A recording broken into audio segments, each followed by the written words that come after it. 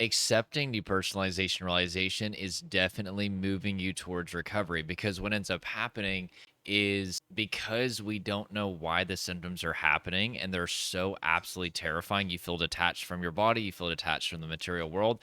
Through neuroplasticity, we actually condition our brain to associate the symptoms that are actually safe with threat. Whatever you resist, your brain assumes is dangerous. And so we end up obsessing over the symptoms, Googling the symptoms, looking at Reddit and Facebook groups, and we're seeing all these scary comments of people who've been suffering for, many, many years. And so we're starting to visualize that being us. I went through this whenever I was suffering, and my clients go through this all the time.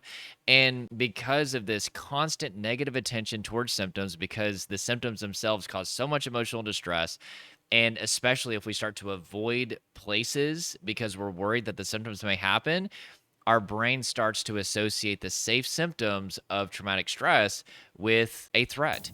And so now this becomes a layer that we need to address in order to be able to downregulate our nervous system. And this happens through education, right? Starting to understand why the symptoms are happening. They happen at the point of traumatic stress. Your nervous system simply got overwhelmed. And you probably have a pretty long history of stress. Not always, but that's usually the case, especially if your symptoms are ongoing for several months or several years. Your body has probably been a war zone for a long time. I know that mine was, and that's why it took me so long to recover. But education that your symptoms are appropriate, they are biologically correct. Once your nervous system gets overwhelmed, they're part of the freeze response.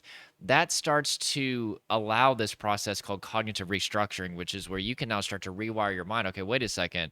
These symptoms are uncomfortable but not dangerous. And then, as well as, stop resisting them in the sense of you're not constantly tightening up your body and mentally trying to get them to go away. You replace that with a calm body and then mentally inviting them to be present. But the mistake that I see so many people out there making whenever they're telling people that they need to use acceptance is they make it appear as if that's all that needs to be done, as if that's the only layer of the stress onion that needs to be addressed, right? They had to have an overwhelmed nervous system before they had symptoms to resist. And so clearly, there's a lot of buildup in the body and nervous system and things in their life that need to be addressed. Otherwise, they would never have symptoms to resist to begin with.